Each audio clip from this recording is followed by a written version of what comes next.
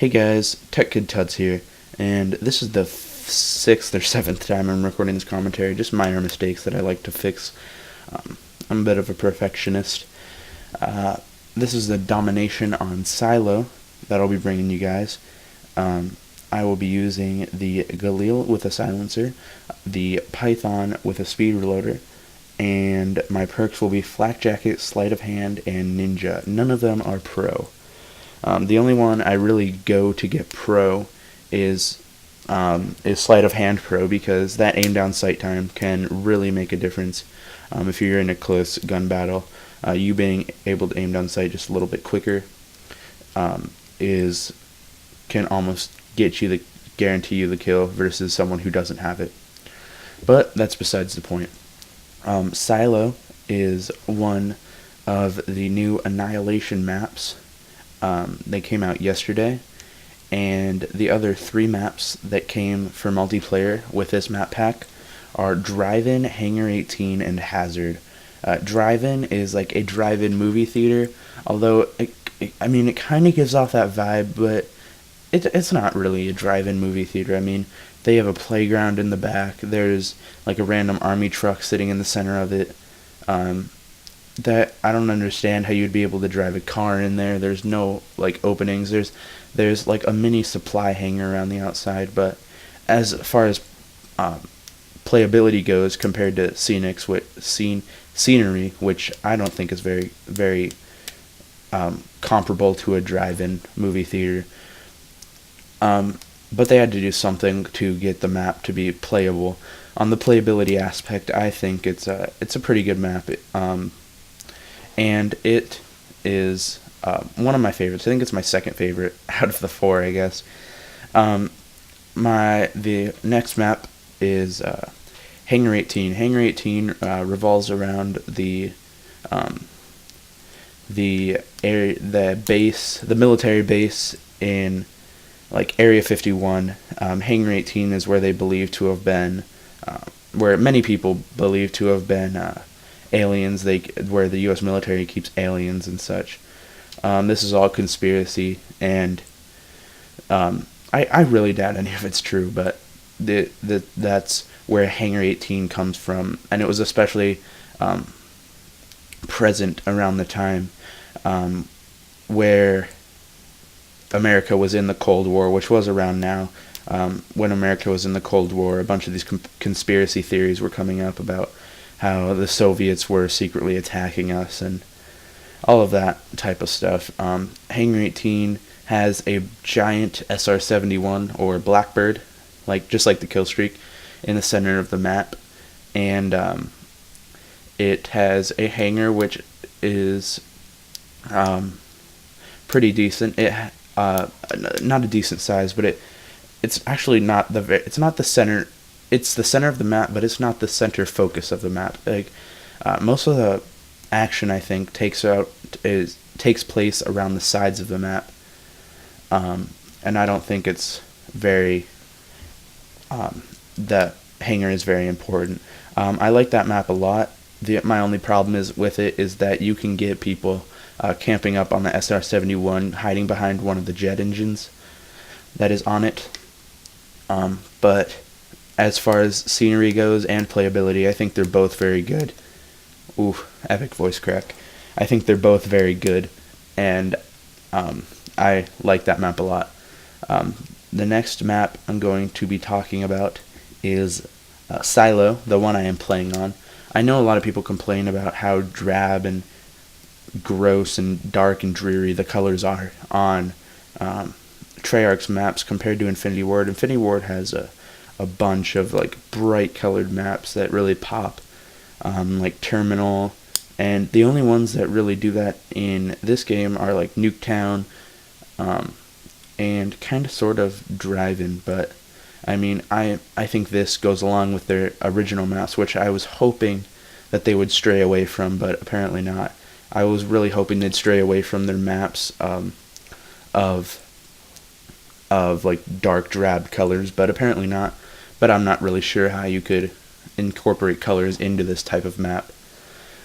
It's a bigger map. I feel like it's not very not the most balanced, because while there's still post-ups around on the part of the map that I spawned in, on the other side there's a big building. There's a couple big buildings actually with, I think, better post-ups and hiding spots in case, like, if you get fired at and you go to hide, that has better hiding spots on that side of the map. Also, one more complaint about it, even though it's still a decent map. As you can see, I had no problem doing well on it. One of my other complaints about it is that the missiles that are taking off are annoying, to say the least. They are, they are very loud, and I have turtle beaches that I kind of use to sound whore some people, and I don't enjoy that the missiles take off. I think there's 4 that take off throughout the game, and it's quite annoying.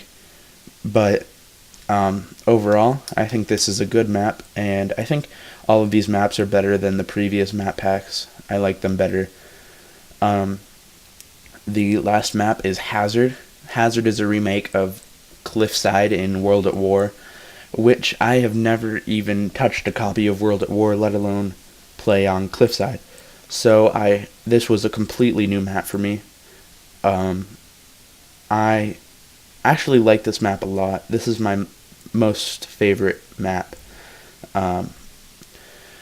out of these 4 Annihilation map pack maps. This is because of the long lines of sight. It's I'm trying to think of a map to compare it to now. I guess it could kind of be like Crossfire from Call of Duty 4, all the good old classics, where there's those really big long lines of sight in the middle, down the middle, and along the side you can sort of flank around and do the close quarters combat a little bit more. And I like that map a lot because if you figure out a good way, either if you're a sniper you'll like it, or if you can figure out a good way to sort of navigate the sides of the map, so that you don't die and you can just stay out of the sniper's sight lines and not get sniped all the time. It's a really fun map, and it's really bright and colorful, and I like that about a map. So scenery is great. It's bright green lawns and like bright floral patterns, like in next to fountains and running water, and all of this stuff is just great to have in a map.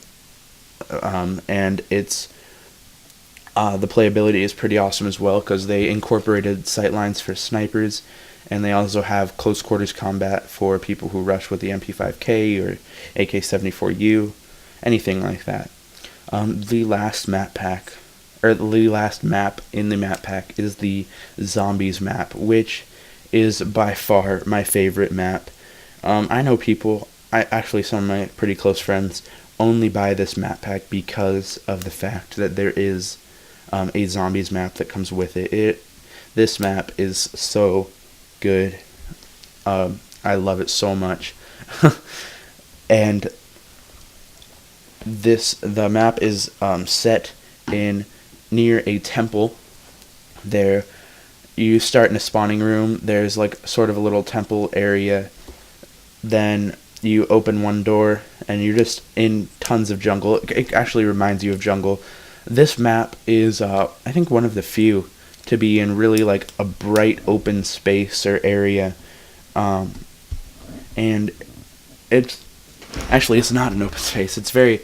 It's a bright area, but it's very like tight quarters. There's some underground caverns and such in the map as well, and it is an awesome map.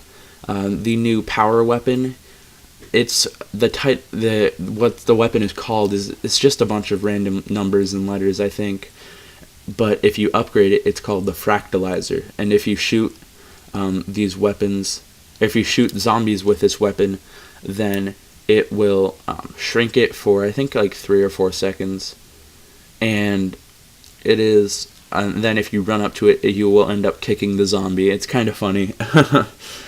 And that's the new power weapon on this map. You have the ray gun, And I think the box has new odds on this map because I seem to be getting the HS-10 and the G11 so many more times than all the other guns on this map.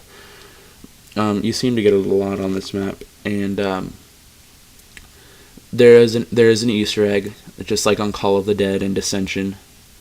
The Easter egg starts out with, in that first area you spawn in, if you turn around and go into the back where the quick revive machine is, on each side of on the two side doors of that little room, there are skull buttons, and after you turn on the power, these skull buttons will pop out, and you need 4 players to start this, and you push in the skull buttons, and it will turn it into an eclipse, and then I will leave it up to you guys to figure out what to do after that. Me and my friends have figured out, I'd say, a good 80% of it. And it's a pretty awesome Easter egg so far. There's a man is talking to you. He's talking about how he's stuck in some sort of machine or something. So that's what the Easter egg is. The playability of this map, I wish it were a little more open than it is, but I still think it's a great map. Now that I'm done talking about the maps, there's a few little notes to talk about.